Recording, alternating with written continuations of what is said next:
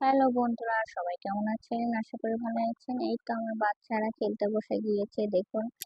ওর খেলাধুলা, খেলনাপাতি খেলছে। তো ওদের খেলা দেখে আমার তো খুব ভালো লাগে। মানে আমার ছোটবেলার কথা মনে পড়ে। আমি এগুলা অনেক খেলেছি। আর আরো পুতুল খেলেছি।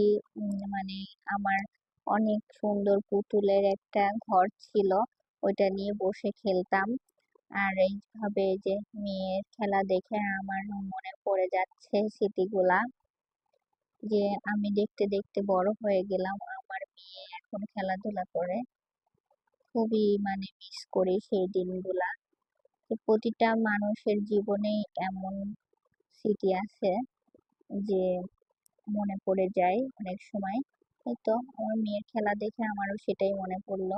এদিকে আবার দুই ভাই মারামারি লেগে গিয়েছে, দেখুন। এই তো সব সময় আমার এটা করতেই দিন চলে যায়।